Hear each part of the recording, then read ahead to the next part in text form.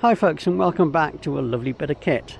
In this video I'm going to look at 3 light commercials, 3 highlights from my recent road trip to RAF East Kirkby in Lincolnshire and the Thursford Gala at the Thursford Collection in Norfolk.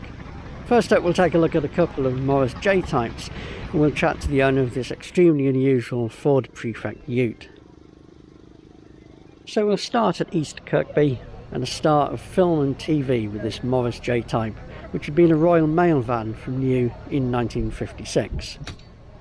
I had a good chat with Gary, the owner, who bought it in 1999 as a basic shell and in a very poor state. There had been several attempts to restore the van before he bought it, but after spending 5 years collecting parts, he enlisted the help of a local panel beater, Duncan, and with panels from Ian Mackenzie of Fairmile Restorations, the rebuild began.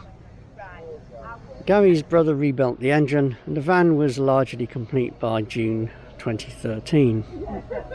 It's since been displayed at the NEC show and has appeared on film and TV screens, notably in the film Once Upon a Time in London, a crime drama set in the context of the London underworld.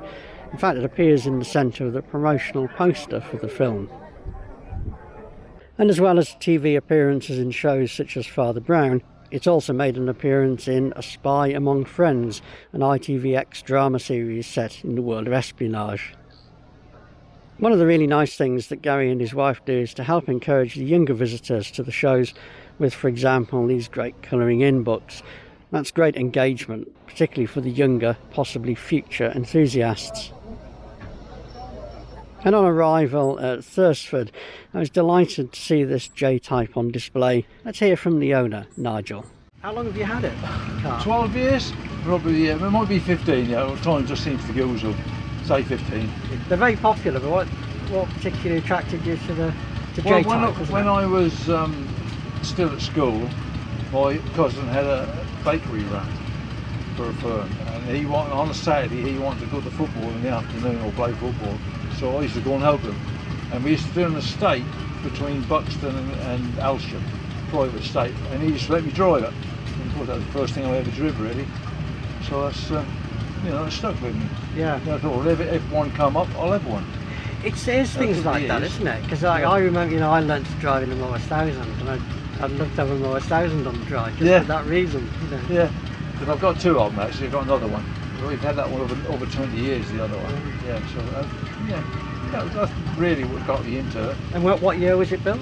This is 1953, this one. 53. That's a solid valve 3-speed one. Was it done as a, I guess I would describe it as a minibus originally? Well, what it is, that's called a work bus. But this one actually, this is my conversion is, because that was a van when I got it. But I like the idea of the window, so I made it into a work bus. And have you done it in the style of an original? Yeah, it's done on the Walkers used to do it. They had a firm who made conversions with different vans. That's done on the same as that. Yeah, quite a lot of stuff on vans is like a third party will do the conversion. Yeah. Walkers. Brilliant. Okay. Excellent. Yes, thank you. And here's another car that really caught my eye at Thursford, a Ford Prefect Ute, and I had a good chat with its owner, Mike. Now I realised on the drive back that I'd seen one of these before. More on that at the end of the interview. Yeah, so you said it's an Australian import? Australian import from, I don't know if there's any more over here or not, to be honest with you. I think I've seen a picture of one at a show years ago, but I've not come across one up yet. But not that I've been everywhere. So it's registered as 1949, but I found out it's actually 1951. So, yeah. So that was its original Australian registration? But it is a proper Ute. People keep saying it's a carbon converted, but it's not. It is what it is, do you know what I mean? Yeah. So, all the same running gears, the normal Prefect over here. The same as the Model Ys. That's why I'm in the Model Y club, because I can't, they're fairly local to me, so, yeah. And how long have you had it? Just over 2 years now. Yeah. I haven't rebuilt it. We've rebuilt all the mechanics on it, but not the body. I ain't touched the body. That's why it's a bit knocked about here and then. It could be made a lot better, but is as is at the minute. It's usable, so It's also a question of how far to take it, isn't it, with something like this, you know. Well, if we use it, that is another thing. Will he then dare to go over Morrison's and do shopping in it, which I do? So, and we just come back from all the way and it's done 600 miles, it ain't too bad. Yeah. Yeah. No, it's absolutely incredible, and it's such a unique look, isn't it? Yeah.